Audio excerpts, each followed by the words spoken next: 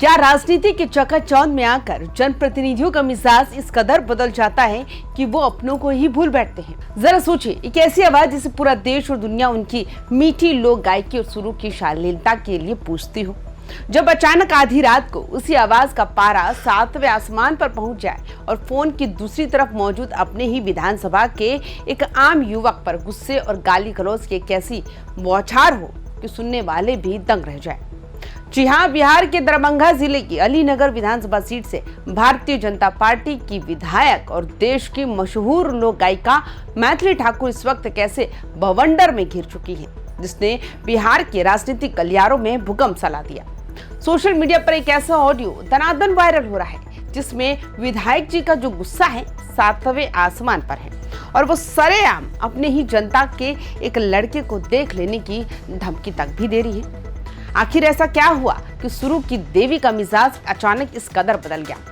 क्या एक लापता गरीब युवक को ढूंढने की मांग करना इतना बड़ा गुनाह था कि आधी रात को सीधे विधायक जी के फोन से खच्चर और बुड़बक जैसे शब्दों का प्रहार होने लगा?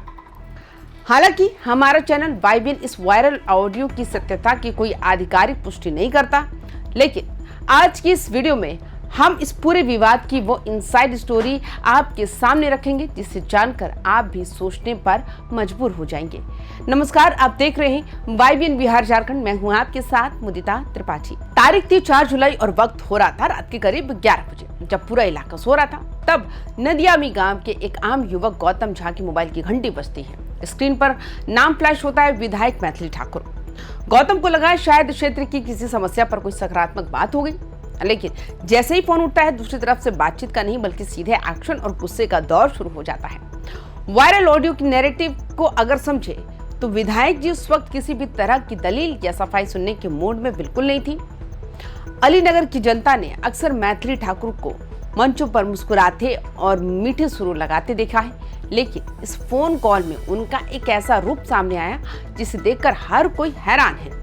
गुस्से में लाल हुई विधायक ने युवक को खरी खोटी सुनाते हुए सीधे लहजे में औकात और देख लेने की बात तक कह डाली। ऑडियो में कथित तौर पर खच्चर और बुड़बक जैसे ठेठ शब्दों का इस्तेमाल करते हुए युवक को शांत रहने की हिदायत भी दी जा रही है। अब सवाल ये उठता है, आखिर अलीनगर के उस नदियामी गांव में ऐसा कौन सा बारूद सुलग रहा था जिसने सीधे पटना और दिल्ली तक बैठी विधायक महोदया के गुस्से को इस कदर भड़का दिया?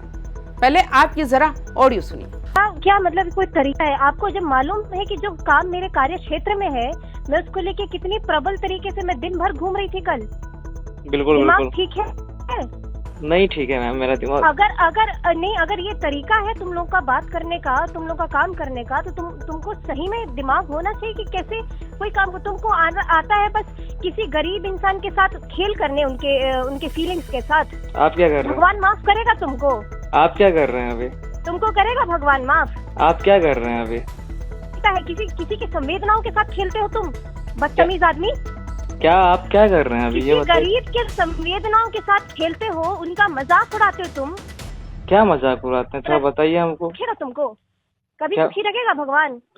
क्या बताइए। अगर ऐसा काम किए ना, और अगर किसी के द्वारा मुझे पता चला।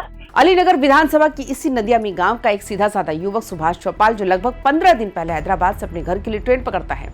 परिवार आंखें बुझाए इंतजार कर रहा था कि बेटा आएगा, कमा कर लाएगा तो घर की तंगी जो होगी वो दूर होगी। लेकिन दिन बीतते गए और सुभाष चौपाल अपने घर तक नहीं पहुंचा। वो रास्ते से ही कहीं लापता हो गया। 15 दिनों से भटकते इस महादलित परिवार का रो रो कर बुरा हाल था।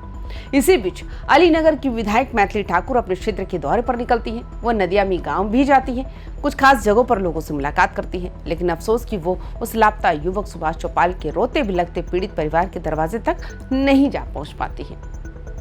जनप्रतिनिधि की इसी बेरुखी ने गांव के ही एक जागरूक युवक गौतम झा को झकझोर कर रख दिया।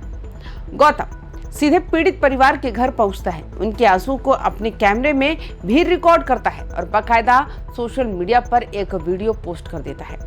इस वीडियो में सीधे तौर पर अलीनगर की जनप्रतिनिधियों की संवेदनशीलता और उनके व्यवहार पर तीखे सवाल खड़े किए गए थे। सोशल मीडिया का जमाना है, वीडियो देखते ही देखते आग की तरह फैल गया और जैसे ही ये वीडियो विधायक जी की मोबाइल तक पहुंचे, उनका पारा 100 के पार चला गया। जब एक नामचीन कलाकार और सत्ताधारी पार्टी के विधायक के मुंह से इस तरह की तीखी भाषा सामने आती है तो फिर राजनीति में शय और मात का खेल शुरू होना लाजमी है। जैसे ही ये ऑडियो क्लिप इंटरनेट पर वायरल हुई, वैसे ही विपक्षी दलों और सोशल मीडिया यूजर्स ने मैथिली ठाकुर को भी आड़े हाथों लिया। इस वक्त ग्राउंड जीरो और सोशल मीडिया पर एक बहुत बड़ा नैरेटिव सेट हो रहा है कि क्या वोट लेने के बाद जनता के दर्द पर सवाल उठाने वालों को इसी तरह धमकाया जाएगा। लोकतंत्र का सीधा सा नियम है कि जो जनता आपको फर्श से उठाकर अर्श पर बैठाती है, उसके हर कड़वे और मीठे सवाल को शालीनता से सुनना एक जनप्रतिनिधि का पहला कर्तव्य होता है। विपक्ष इसी मुद्दे को सीधे तौर पर बीजेपी के अहंकार से जोड़कर देख रहा है।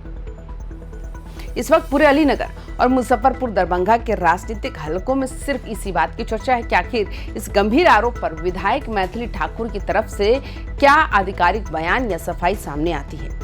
अब देखना यह होगा क्या अलीनगर की पुलिस और प्रशासन उस लापता सुभाष चौपाल को ढूंढने में अपनी ताकत लगाता है या फिर यह पूरा मामला सिर्फ इसी आपसी विवाद और गाली गलौज की फाइलों में दबकर रह जाता है।